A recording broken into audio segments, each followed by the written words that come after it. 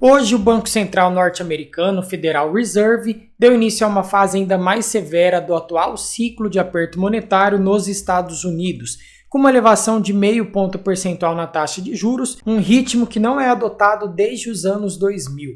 Muitos analistas e investidores criticaram e ainda criticam o FED pela demora em subir a taxa de juros, uma vez que a inflação acumulada dos últimos 12 meses ultrapassa a casa dos 8,5 pontos percentuais, muito acima da meta que foi definida pelo FED de 2% ao ano. Mas existe um motivo para isso que não foi divulgado e eu vou trazer essa análise porque eu acredito que o FED ele demorou tanto para subir a taxa de juros. As instituições financeiras, ou seja, os bancos de um país, eles mantêm em seu balanço tanto títulos privados quanto títulos públicos, tanto atrelados a taxas pré-fixadas quanto a taxas pós-fixadas. Então, quando os juros básicos da economia ele sobe, automaticamente o preço dos títulos pré-fixados caem e isso impacta o balanço dos bancos e cria uma restrição de liquidez. Só para facilitar a sua compreensão, imagina que você tenha uma letra do Tesouro Nacional, uma LTN, que está te remunerando 10% ao ano. Tá? É um título pré-fixado, ou seja, você vai ganhar sempre 10% ao ano,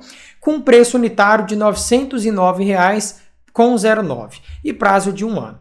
Se a taxa Selic ela sobe para 12% ao ano, o preço unitário dessa mesma LTN, com o mesmo prazo de vencimento, ele cai para 892,85, o que acabaria resultando em um impacto negativo tanto na sua carteira, e isso vale também para a carteira dos bancos no curto prazo. Então, da mesma forma que impacta os investidores individuais, também impacta as instituições financeiras. Então, para evitar esse cenário, o FED ele pode utilizar um instrumento que ele é chamado de Overnight Reverse Repurchase Agreements, que nada mais é do que a venda de títulos do Tesouro norte-americano no mercado interbancário com duração de 1 dia. Esse instrumento de política monetária ele também é conhecido como operações compromissadas.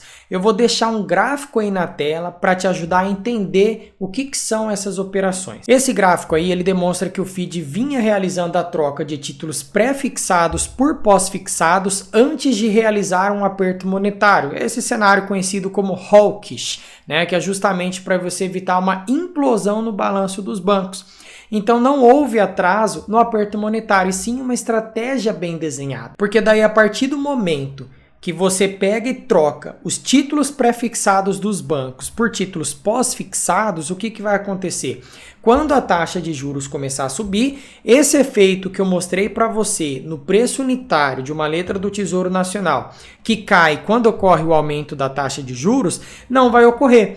Por quê? Porque o banco ele trocou aquele produto pré-fixado. Um produto pós-fixado, se você tem, digamos, um rendimento atrelado à taxa Selic, se a Selic sobe, o seu rendimento sobe. Ele não traz uma oscilação no preço daquele produto a ponto de impactar o balanço das instituições financeiras. Então, basicamente, foi uma jogada muito boa. O Banco Central ele esperou, realizou essas operações, porque daí o que acontece? Os bancos eles não vão ter esse impacto no seu balanço, consequentemente você não vai gerar uma restrição de liquidez maior ainda, porque quando você aumenta basicamente a taxa de juros, você já cria uma restrição de liquidez, você encarece o custo de crédito, dificulta os investimentos em atividades produtivas, o que dificulta a contratação de mão de obra e por aí vai. Então, assim, foi um cenário muito bem desenhado. Inclusive, teve alguns economistas que falaram sobre isso e também concordaram que, de fato, não houve atraso nesse aperto monetário. Então, vamos falar um pouquinho agora sobre a taxa de juros que foi definida hoje pelo Comitê de Política Monetária lá dos Estados Unidos, que é o famoso FONC, como se fosse o Copom aqui do Brasil. A taxa de juros hoje ela encontra-se no intervalo de 0,75% a 1%.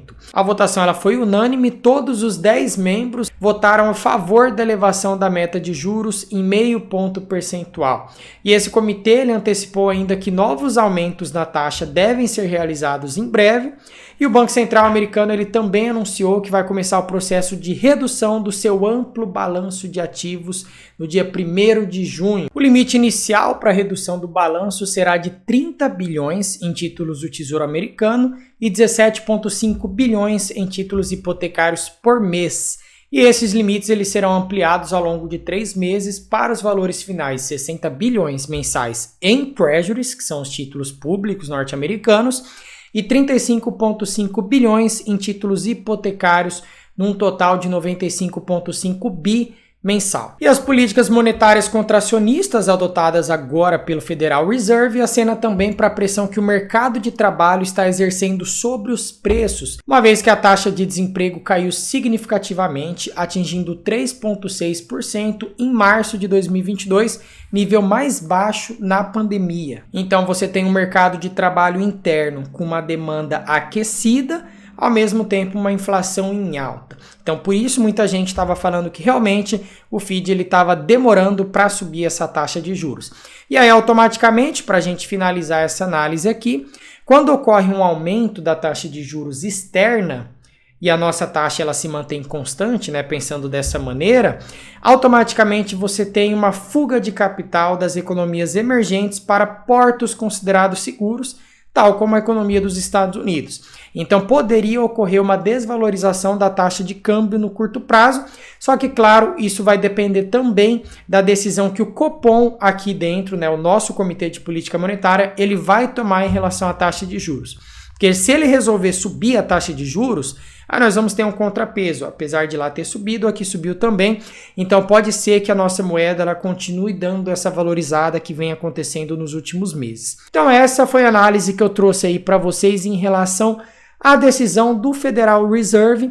Se você quiser ler essa decisão na íntegra, eu vou deixar o link aqui na descrição do vídeo, tá em inglês, mas você pode estar jogando aí no tradutor se você não conseguir ler em inglês, para você realmente ter uma noção aí melhor do que está acontecendo por lá. E se você der uma lida lá na íntegra do relatório que o Federal Reserve ele publicou agora à tarde, ele está dizendo basicamente o quê? A inflação ela vem subindo por conta não só do aumento dos preços das commodities, né, de energia, por exemplo, mas também por conta de restrições de oferta no mercado mundial. Por exemplo, a China com esses novos lockdowns que está acontecendo lá, isso aí vai trazer uma restrição de oferta, consequentemente a demanda aumentando, isso aí vai gerar inflação.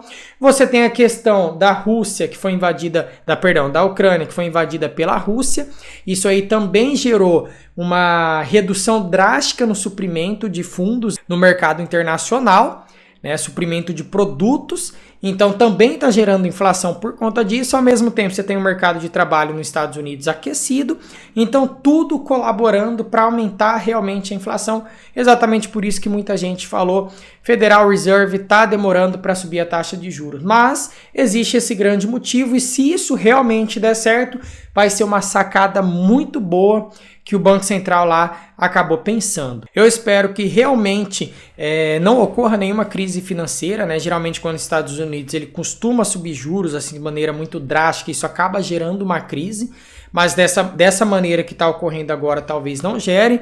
A única preocupação que nós teríamos para frente seria justamente uma crise do endividamento das famílias, principalmente aqui quando a gente fala realmente do Brasil. Porque você tem uma taxa de juros muito alta e o desemprego não tá bacana dessa maneira. E aí com isso finalizo o vídeo, peço para que você se inscreva aqui no canal se você gostou dessa análise e até a próxima, bons investimentos, bons estudos a todos vocês.